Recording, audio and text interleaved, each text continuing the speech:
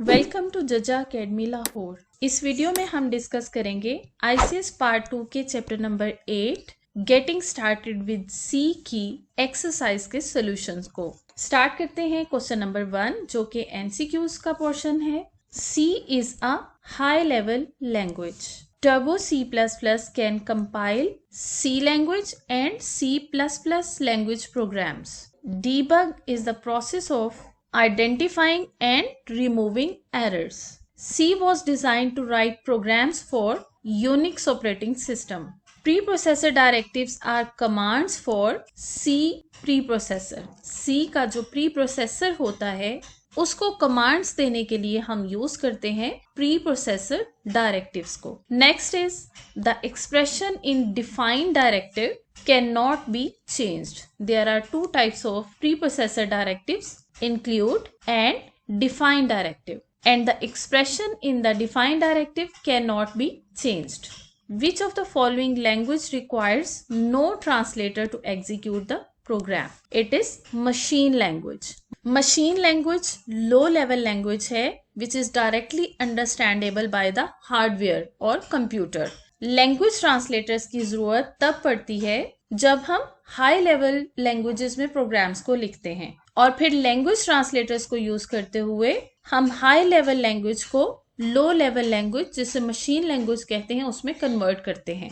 लेकिन अगर कोड पहले से मशीन लैंग्वेज में लिखा हुआ होगा तो उसे किसी भी ट्रांसलेटर की जरूरत नहीं होती। .exe file is produced by the linker.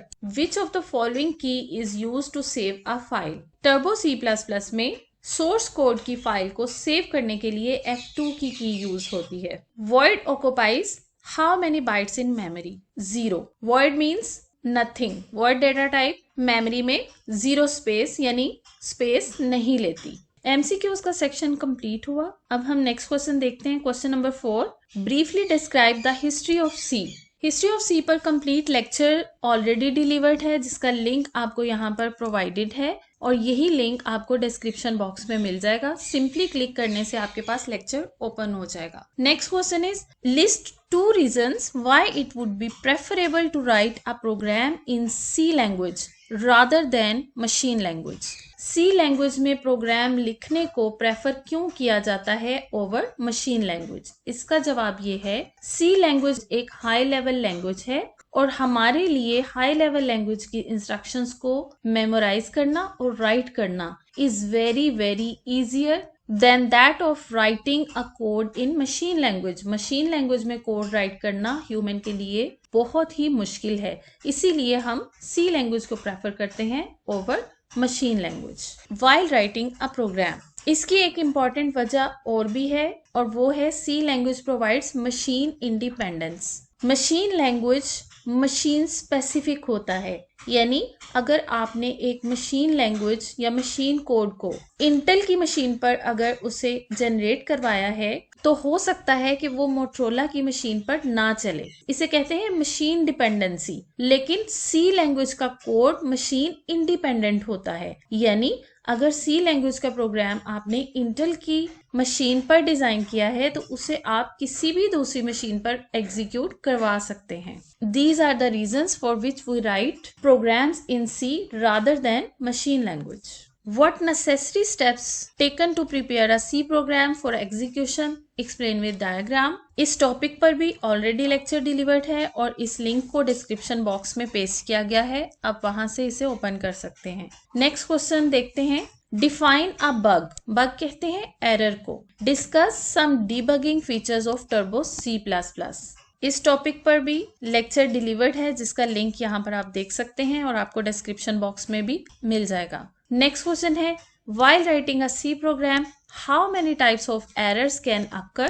Discuss briefly which one is the most difficult to locate and remove. Justify your answer. There are 3 types of programming errors: syntax error, logical error and runtime error, जिनकी explanation इस link पर मौजूद lecture में आपको मिलेगी। Second part है which one is the most difficult to locate and remove. The logical error is most difficult to locate and remove क्योंकि logical errors को कंपाइलर कैच नहीं करता। लॉजिकल एरर्स को रिमूव करने के लिए यूजर को या प्रोग्रामर को बार बार कोड को रिव्यू करना होता है और एरर्स को लोकेट करके उन्हें रिमूव करना होता है। ये वजह है लॉजिकल एरर्स के most difficult to locate and remove होने की। नेक्स्ट क्वेश्चन है, what is a programming language? Discuss the two main categories of programming languages. There are two main types of programming languages, low level languages and high level languages. Lecture का link given है description box में भी और यहाँ पर भी। Next question is describe characteristics of high level programming languages. इस question का लिंक भी गिवन है in the description box. Briefly describe the basic structure of a C program. Link is provided. You can open this lecture. Next question is, how would you create, edit, compile, link and execute a C program? Discuss briefly. इस topic पर भी बहुत अच्छा और practical point of view से lecture delivered है, जिसका link यहाँ पर भी है और आपको डिस्क्रिप्शन बॉक्स में भी मिल जाएगा। फर्दर इसकी तमाम डिटेल्स यहाँ पर प्रोवाइडेड हैं, आप इसको रीड कर सकते हैं। Next question is differentiate between pre processor directives and the compiler. Pre processor directives ऐसी कमांड्स हैं जो सी के प्री प्रोसेसर को दी जाती हैं, जिनके अकॉर्डिंगली सी का प्री प्रोसेसर परफॉर्म करता है। And there are two types of preprocessor directives, include and define. दोनों preprocessor directives hash symbol से स्टार्ट होते हैं। प्री प्रोसेसर डायरेक्टिव इंक्लूड इस्तेमाल होता है हेडर फाइल्स को अपने प्रोग्राम में इंक्लूड करवाने के लिए, और डिफाइन का प्री प्रोसेसर डायरेक्टिव यूज होता है कॉन्स्टेंट्स को डिफाइन करने के लिए। जबकि कंपाइलर एक लैंग्वेज ट्रांसलेटर है और इसका काम है हाई लेवल लैंग्वेज में लिखे हुए सोर्स कोड को मशीन लेवल लैंग्वेज में कन्वर्ट करना एज अ होल। यानी कंपाइलर एक ही रन में, एक ही बार में हाई लेवल लैंग्वेज को लो लेवल लैंग्वेज में कन्वर्ट करता है, और इस मशीन कोड को मल्टीपल टाइम्स आप एग्जीक्यूट करवा सकते हैं। क्वेश्चन नंबर 13 का सेकंड पार्ट है, differentiate between structured and unstructured programming languages. Structured programming languages ऐसी लैंग्वेजेस कहलाती हैं जिसमें प्रोग्राम की एंटायर लॉजिक को छोटे छोटे मॉड्यूल्स, जिन्हें हम फंक्शंस भी कहते हैं, उन पर डिवाइड कर दिया जाता है और फिर इन्हें पार्टली सॉल्व करके इकट्ठा कंपाइल कर दिया जाता है, जिससे हमारे रिजल्ट्स एक जगह पर इकट्ठे हो जाते हैं। Each module is a piece of code that implements a different functionality. For example, अगर आप कैलकुलेटर का एक प्रोग्राम बना रहे हैं तो ऐड का जो प्रोग्राम होगा वो एडिशन की फंक्शनैलिटी परफॉर्म करेगा। मल्टीप्लिकेशन का जो मॉड्यूल या प्रोग्राम होगा वो मल्टीप्लिकेशन का प्रोसेस परफॉर्म करेगा, एंड सो ऑन। सो आप जितने भी मॉड्यूल्स या फंक्शंस डिजाइन करेंगे, हर एक मॉड्यूल की डिफरेंट फंक्शनैलिटी होगी। और स्ट्रक्चर्ड प्रोग्रामिंग लैंग्वेजेस का फायदा ये है कि इसमें लेस पॉसिबिलिटी ऑफ एरर्स होता है। अगर एरर्स आते भी हैं तो उन्हें रिमूव करना आसान होता है। स्ट्रक्चर्ड प्रोग्रामिंग लैंग्वेजेस के ऑपोजिट हैं अनस्ट्रक्चर्ड प्रोग्रामिंग लैंग्वेजेस, जिनमें प्रोग्राम की सारी लॉजिक को एक ही सिंगल मॉड्यूल या सिंगल फंक्शन में इम्प्लीमेंट किया जाता है। यानी अगर आप कैलकुलेटर का एक प्रोग्राम डिजाइन कर रहे हैं तो एडिशन, सब्ट्रैक्शन, मल्टीप्लिकेशन, आप सारे को एक ही मॉड्यूल या एक ही फंक्शन में राइट डाउन करेंगे। इसका नुकसान ये है कि इसमें एरर्स के चांसेस ज्यादा होते हैं और फिर इसे अंडरस्टैंड करना बहुत मुश्किल होता है। इसी तरह अगर आपको कोई चेंज लानी पड़े या मॉडिफाई करना पड़े कोड को, तो उसे आपको एक ही मॉड्यूल से ढूंढना और उसे मॉडिफाई करना is very difficult. And similarly debugging भी बहुत मुश्किल हो जाती है। डीबगिंग कहते हैं एरर्स को फाइंड आउट करना और उन्हें रिमूव करना। तो जब सारा कोड एक ही फंक्शन में या एक ही जगह पर मॉड्यूल में लिखा होगा तो उसे अंडरस्टैंड करना या उसे चेंज करना या फिर उसमें से एरर्स को फाइंड करके रिमूव करना is a very difficult task. इसलिए स्ट्रक्चर्ड प्रोग्रामिंग लैंग्वेजेस को प्रेफर किया जाता है over unstructured programming languages. Question number 13 का थर्ड पार्ट है, differentiate between linker end loader. Object code उस कोड को कहते हैं जो कंपाइलर ने प्रोड्यूस किया होता है।